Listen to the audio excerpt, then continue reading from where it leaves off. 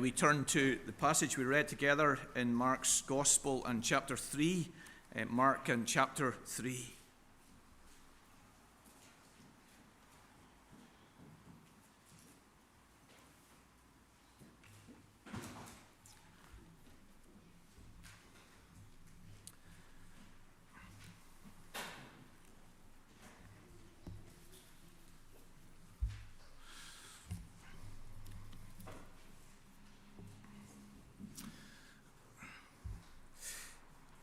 One of the professors in the Free Church of Scotland College in the 19th century was a man called John Duncan. He was given a nickname, Rabbi Duncan, because he was the professor of the Old Testament, and he took on that kind of rabbi appearance. And so he was known by this affectionate title of Rabbi Duncan. But on one occasion, he spoke about defending the identity of Jesus Christ. And he drew on lectures which Mark Hopkins had given in 1844 to set out the only three possibilities that anyone can have as they listened and read the sayings of Jesus. And he called them the Trilemma. Not the dilemma which we often face of two issues, but the trilemma of three issues. And this is what he said about this trilemma regarding the identity of Jesus Christ. He said regarding his claims that he was either deluded, or that he deliberately deceived mankind by conscious fraud, or that he was divine. There is no getting out, he writes, of this trilemma. And Christians have latched on to Rabbi Duncan's words, and they have developed this over the years, and you have probably encountered this argument for the divinity of Jesus Christ. It has been popularized in the phrase used by Josh McDowell, the Christian apologist, that Jesus is either lunatic, liar, or Lord. And as we think of Jesus' claims and the accounts in the Gospels, there is only this trilemma that John Duncan identified. Jesus is either lunatic, liar, and we say he is Lord. Now, perhaps you are uneasy with that kind of assessment of Jesus. Perhaps you think it's a bit forced, it's a bit niche, it's a bit narrow. But I encourage you to consult this third chapter of Mark's Gospel with greater care. Because here in this chapter and over our communion, we'll be thinking of these three sayings regarding the person of Jesus Christ. These three assertions about Jesus are clearly made. In verse number 11, we have the saying, and it's all in inverted commas, in the English Standard Version, "You are the Son of God." He is Lord. But in verse number 21, we have the saying, "He is out of his mind." And we'll be thinking of that today. He is lunatic. And in verse number 30, is the saying, "He has an unclean spirit." He is liar. He's not performing miracles by the Holy Spirit, but by the unclean spirit. And so, in this section, Mark is pulling together opinions about Jesus Christ, which are no different to the opinions in our society today. And he's forcing us to ask at this communion time, what is our opinion? Do we think he is deluded? Do Do we think he is consciously defrauding society? Or do we bow down at his feet and say, you are the Son of God? We come to think of the first one I'm choosing, that this one said by his family in verse 21, he is out of his mind. We want to look at this section today from three angles. We want to consider the historical account, first of all. We want to dig deeper and think of the theological approach, which is encased in Mark's depth of word and narrative. And then we want to consider the practical application of this section for us today. So firstly, the historical account. He is out of his mind. The phrase used here, Thayer, in his lexicon, explains it for us. It means to throw out of mind, to drive out of one's senses.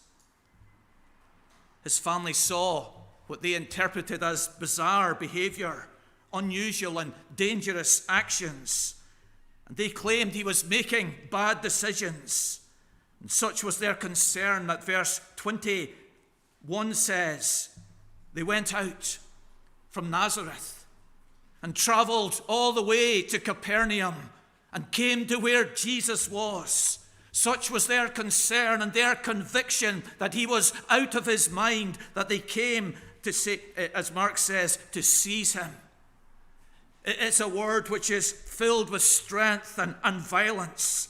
They came to arrest him and drag him away back to his home in Nazareth and there look after him. They thought Jesus was out of his mind. And this is not a new assessment of God's preachers and God's prophets, is it? Perhaps you remember in 2 Kings in chapter 9 when a servant of the prophets came to anoint Jehu, and Jehu was sitting down at table with his commanders, and the servant asked for a private interview with Jehu, and when the servant left, the commanders asked Jehu, what did that madman want? Perhaps you remember the phrase in Hosea chapter 9 and verse 7. The prophet is a fool. And it's the assessment of the godless people in Hosea's time as they listened to his prophecies. Their conclusion was the prophet is a fool. Paul writes in 2 Corinthians chapter 5 about the Corinthians' assessment of him. And he says, they think of us as being beside ourselves. And it's an interesting terminology, the same word which is used here in verse number 21, beside ourselves, outside of ourselves, not our normal selves, but beside ourselves. And so here is this assessment of Jesus by his family. He is out of his mind. But why did they say this?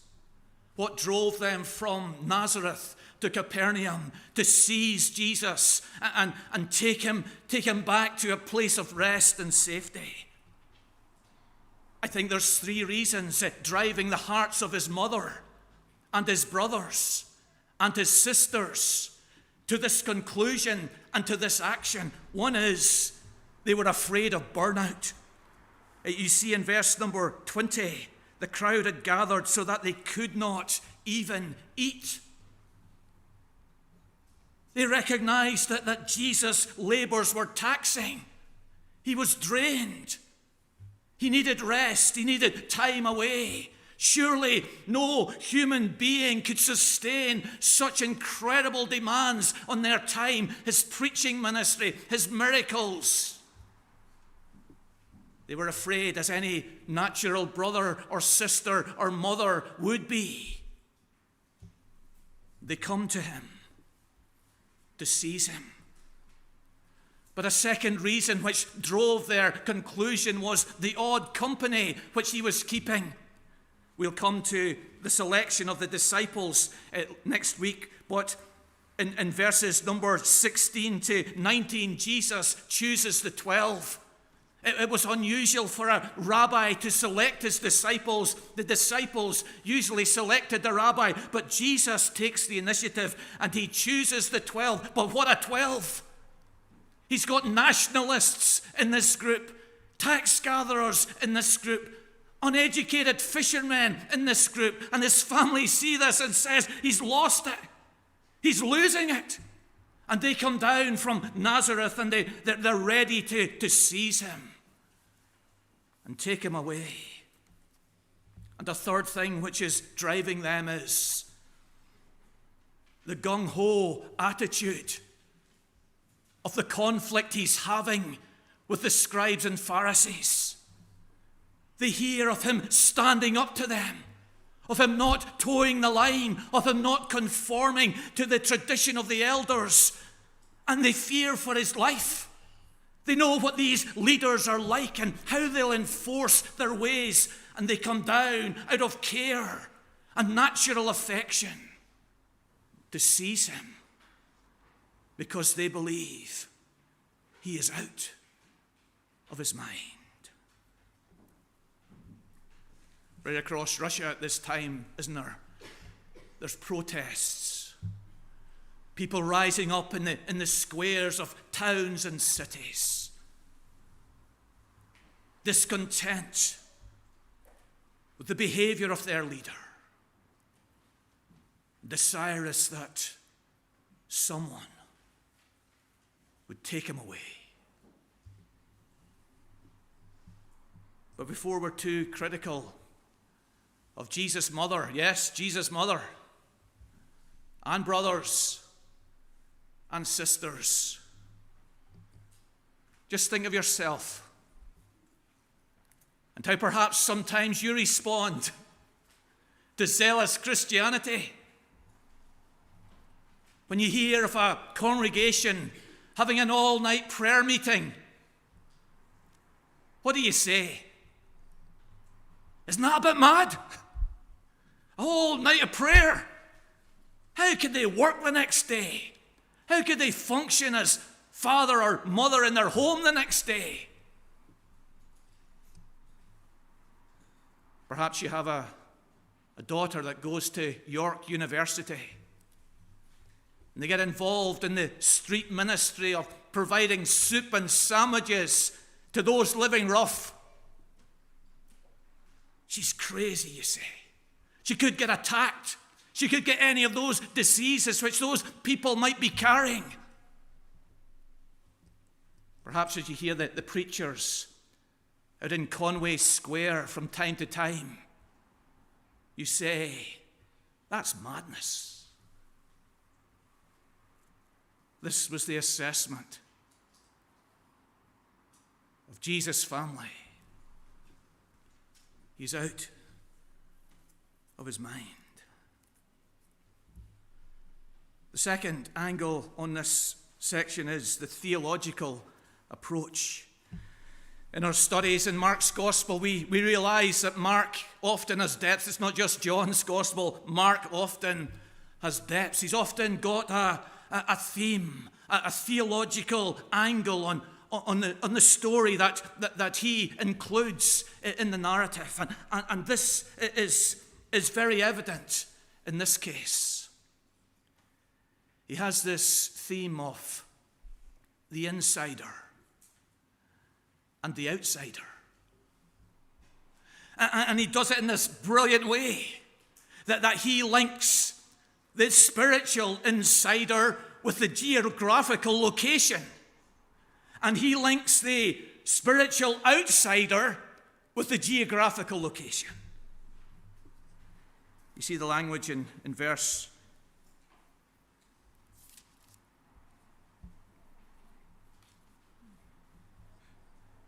in number 31. His brothers came, and standing outside, they sent to him. Verse 32, your mother and your brothers are outside seeking you. His mother and his brothers outside. They were outside geographically, spatially. but they were also outside spiritually. They were saying, he is out of his mind. But then in contrast to this, Jesus was sitting in the house. See verse 32. A crowd was sitting around him. They were inside, not only spatially, but spiritually as well. They got his identity. They appreciated his preaching. They understood his person. Mark has this inside-outside idea going on and emphasizes it with the geographical position of the parties. Jesus' natural family was outside. Jesus' spiritual family was inside. Now, if you're thinking I'm slipping into allegorization of the Middle Ages and the style of Oregon, well, I draw your attention to verse 11 of chapter 4. He said to them, "To you has been given the secret of the kingdom of God, but for those outside, everything is in parables." Mark is making this point then. There are those who are outside, not only geographically, but spiritually as well. They don't get his identity. They don't understand his person. But then there's those who are inside, geographically and spiritually. But you say, I've got my study Bible along with me today, and in the notes in my study Bible, the translation of verse 21 is unclear. The ESV translates it, "and when his family heard it." And your study Bible notes say that the literal translation is "those of him." And it is the literal translation, "those of him." So it could be disciples, it could be friends, it could be associates. The ESV translates it family. But is it family? It's a hard thing to swallow that Jesus' mother and its mother and brothers and sisters would have this assessment of Jesus. I think the ESV translation is correct for two reasons. One is in John 7 verse 5, there is a similar assessment of Jesus' family. It says there that even his brothers did not believe in him. And even though Jesus was brought up in the same house, the same natural family as they were, yet they did not believe in him. And the second reason I think it should be family is the grammatical tool, the sandwich technique that Mark uses here.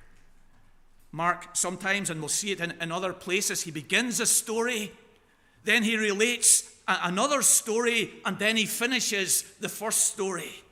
And I think that's what's going on here. Verse 20 and 21 is the beginning of the story. Verse 31 to 35 is the end of the story. In 31, it says his mother and his brothers came. And we're to retrospectively interpret verse 20 and 21 as that same group.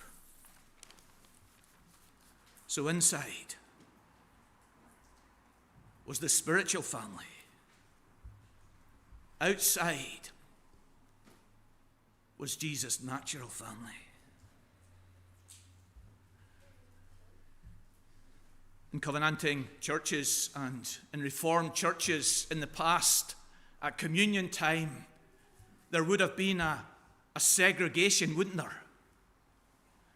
At the time to receive the elements, people coming to communion would leave their pews in the sides, and they would move into the center, and in a big church building, they would come up to the front and they would sit down on white cloths on the seats.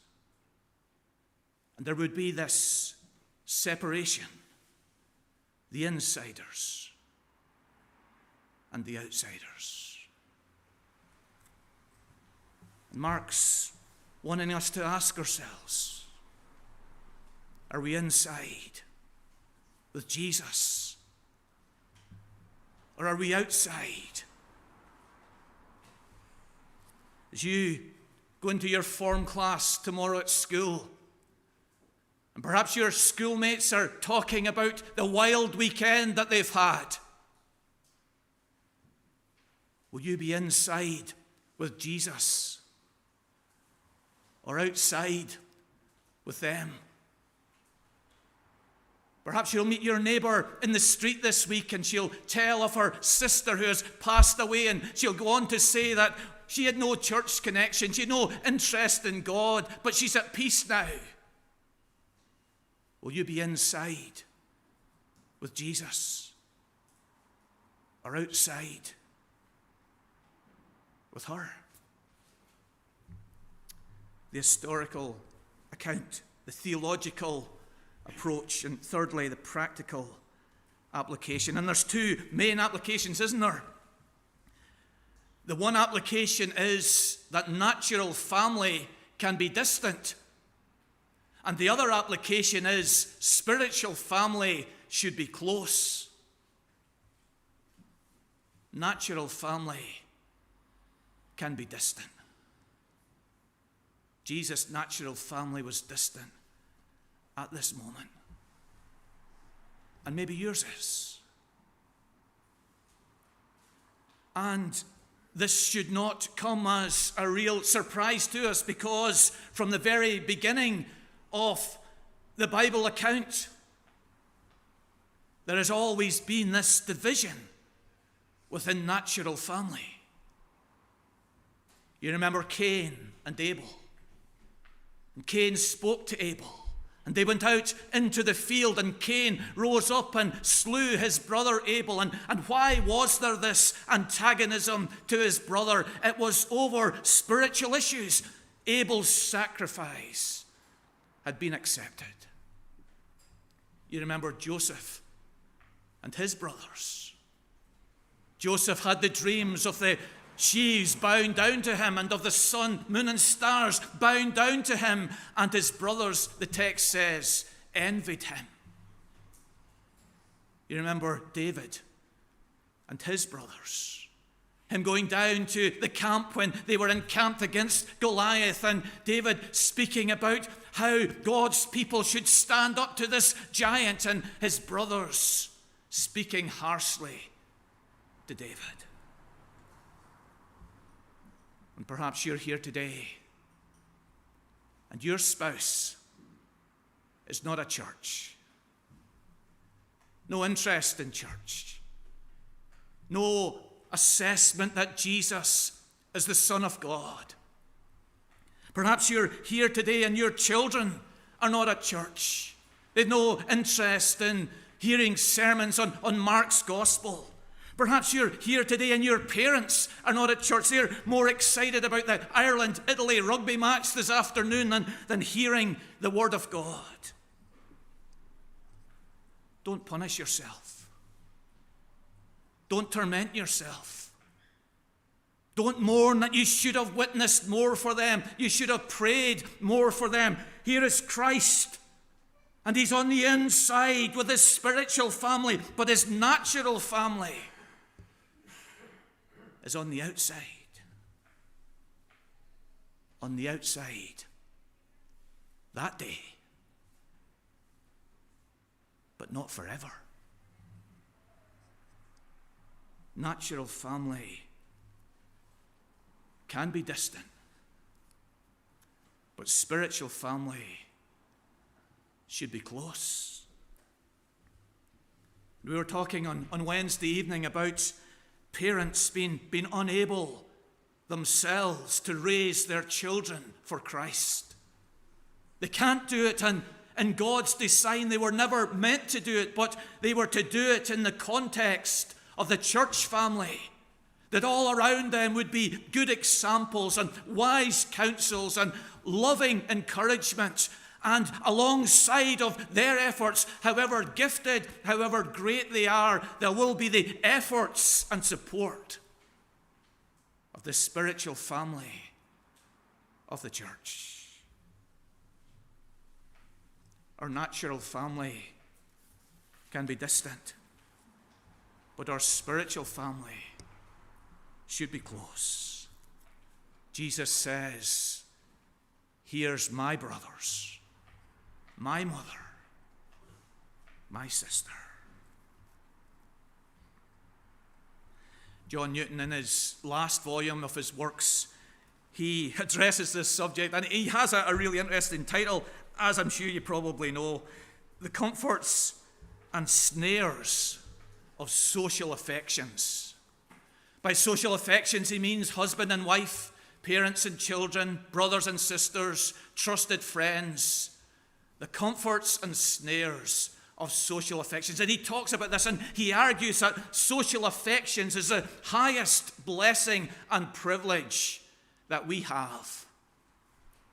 He talks about the birds singing and of the scent of the flower, and how God could have made everything grey and ordinary, but God has gone beyond the ordinary and the minimal, and he's infused into his world beauty and enjoyment. And this is especially true in our social interaction. He could have designed that we lived and died as solitary individuals, but he hasn't. He's established the social affection. But Newton argues that social affection is not to displace love for Christ and his church. That just as here, Christ's real family was those who did the will of God. And Newton gives this brilliant metaphor. He talks about a young woman who's in love with a young man, and they marry, and they have a large family.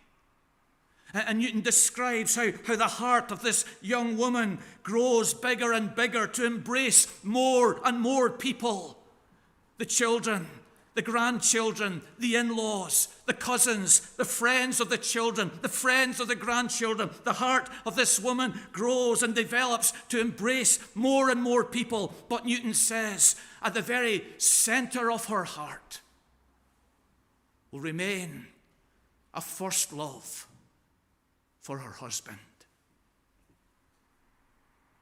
And he applies it to our natural family and our spiritual family and the social affection that enriches our life so much. But at the very center of the Christian life remains a love for Jesus Christ.